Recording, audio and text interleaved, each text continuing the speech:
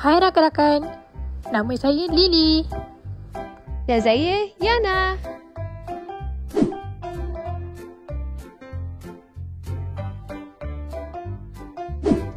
Lily, semalam aku tengok kau pergi sebuah sekolah dengan rakan sekelas kau. Kau buat apa kat sana? Oh, aku pergi sana untuk jadi facilitator untuk program etika peribadi mulia. Ha? Apa tu? Etika peribadi mulia? Etika peribadi mulia sebenarnya berdasarkan sebuah teori. Di sana, kami sebagai facilitator perlu aplikasikan teori tersebut di dalam aktiviti yang kami laksanakan. Aku tak faham lah Lily. Apa tu teori etika peribadi mulia? Boleh kau terangkan? Boleh Yana. Okey, macam ni. Teori yang aku katakan sebentar tadi ialah merujuk kepada teori etika moral. Teori ini merujuk kepada sifat peribadi mulia yang membuatkan seseorang individu itu menjadi role model dalam kalangan masyarakat setempat maupun global. Hal ini kerana teori ini memandang seseorang itu apabila mengutamakan sifat peribadi mulia terhadap orang di sekelilingnya. Menurut seorang tokoh falsafah Greek yang terkenal iaitu Aristotle, manusia perlu fokus terhadap pembinaan peribadi yang mulia bagi mencapai tujuan tertinggi manusia iaitu bahagia. Seseorang itu perlu sedar dalam 3 perkara jika seseorang itu hendak menjadi seorang agent model. Iaitu, yang pertama, individu tersebut mestilah tahu apa yang dilakukan olehnya. Yang kedua, individu tersebut mestilah memiliki akhlak peribadi mulia. Dan yang ketiga, tingkah laku yang dilakukan oleh individu itu mestilah konsisten. Baik, aku berikan kau satu contoh mudah berdasarkan 3 perkara tersebut. Contohnya, seorang ustaz yang menolong anak burung yang jatuh dari sarangnya dengan meletakkan semula anak burung itu ke dalam sarangnya. Ustaz itu tahu apa yang dilakukan olehnya. Seperti kita tahu, ustaz tersebut sudah memiliki akhlak peribadi yang mulia kerana dia selalu menolong makhluk lain selain manusia seperti haiwan. Seterusnya, tindakan ustaz tersebut tidak henti pada satu kebaikan saja yang dilakukan.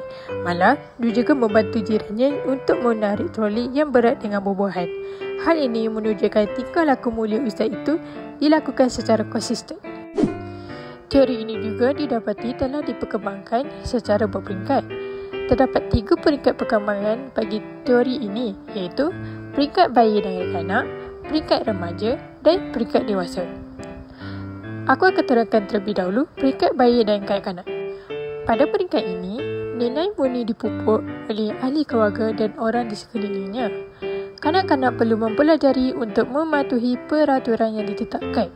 Contohnya, kanak-kanak perlu memasukkan baju kotor dalam bako yang disediakan apabila mereka pulang daripada sekolah. Berikutnya, kita perlu lihat pula kepada peringkat remaja. Pada peringkat ini, nilai moral dipengaruhi oleh rakan sebaya dan masyarakat sekitarnya.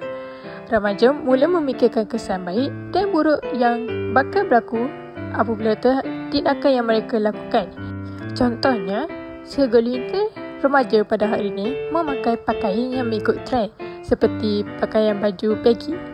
Mereka menganggap pakaian itu kelihatan hebat dan bergaya. Dan peringkat akhir iaitu peringkat dewasa. Pada peringkat ini, individu mula berfikir secara matang dan lebih rasional.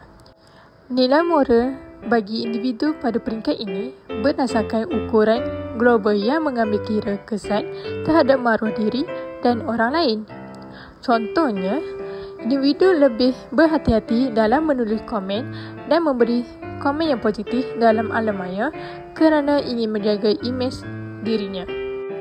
Teori ini juga dapat dikembangkan melalui beberapa kaedah iaitu pengalaman dalam kehidupan, kematangan dalam pemikiran seseorang, gagaran dan denda dan akhir sekali iaitu proses pengajaran dan pembelajaran iaitu PDP. Begitu. Barulah faham apa yang kau katakan tadi. Yang kau pula, apa yang kau dapat daripada aktiviti sukarelawan di hospital hari tu? Buat banyak aktiviti. Tapi daripada semua aktiviti itu, Aku pun tertarik dengan ceramah yang berkaitan teori perkembangan psikologi moral daripada seorang tokoh ni yang bernama Jean-Pierre Gault. Wah, menariknya. Kongsilah ilmu itu. Aku pun nak tahu juga. Okey, kalau kau nak tahu, teori perkembangan psikologi moral daripada tokoh iaitu Jean-Pierre Gault berdasarkan kepada pemerhatian dan pertanyaan yang dilakukan oleh Jean-Pierre Gault. Beliau melaksanakan sebuah eksperimen terhadap kanak-kanak yang sedang bermain kulit. Daripada eksperimen itu, beliau dapati bahawa kanak-kanak tersebut mengikuti peraturan dan mengambil kira tentang keadilan ketika mereka bermain. Oleh itu, beliau merumuskan kanak-kanak mengembangkan psikologi moral mereka apabila mereka berinteraksi dengan rakan sebaya mereka maupun ibu bapa mereka. Beliau juga membahagikan teorinya kepada 2 tahap. Okey, tahap 1 diberi nama morality heteronomous dan tahap 2 pula morality autonomous dan kerjasama. Aku terangkan dahulu tahap 1. Tahap 1 ini, individu suatu percaya pada peraturan yang telah ditetapkan. Individu merasakan peraturan itu suci dan tidak boleh diubah. Kerana individu tersebut percaya bahawa Tuhan akan membalas setiap perbuatan keji mereka secara terus atau secara direct. Mereka juga merasakan mereka bakal menerima denda jika membuat kesalahan. Padahal terdapat sahaja kaedah lain yang boleh dilaksanakan seperti nasihat atau memberi penjelasan. Seterusnya iaitu tahap 2. Tahap ini, individu sudah kurang sikap egosentrik dan melihat peraturan sebagai satu persetujuan seseorang itu dengan seseorang yang lain. Maksudnya, mempercayai bahawa peraturan itu boleh berubah. Seseorang yang dibeli itu dilihat lebih memfokuskan niat seseorang itu bertindak pada keadaan tertentu. Jean-Pierre Gault menyatakan bahawa tingkah laku seseorang itu bermoral mengikut tahap kematangan kognitif dan sosial mereka. Oh, okey. Faham. Bila aku amati semula, kedua-dua teori yang kita bincangkan ini memiliki kelebihan dan kelemahan masing-masing. Mari kita bezakan kelebihan dan kelemahan bagi teori yang kita bincangkan sebentar tadi. Perbezaan dalam kelebihan teori moral kepribadian mulia dan teori psikologi moral Jean-Pierre Gault ialah bagi teori moral kepribadian mulia didirikan oleh ibu bapa dan orang di sekeliling mempengaruhi nilai moral dalam diri individu atau kanak-kanak. Teori ini mendidik individu untuk mempunyai kepribadian yang mulia dan dapat menjadi role model kepada orang di sekelilingnya. Teori ini boleh dipupuk dalam pelbagai kaedah. Manakala, teori psikologi moral pula menyatakan bahawa nilai moral telah wujud dalam diri setiap individu. Lumrah manusia ini ingin menjadi lebih baik dengan mengikuti perintah dengan baik. Teori ini menyatakan bahawa psikologi moral berdasarkan kematangan dan rasional pemikiran individu itu. Individu memutuskan tindakan yang diambil terhadap niat seseorang.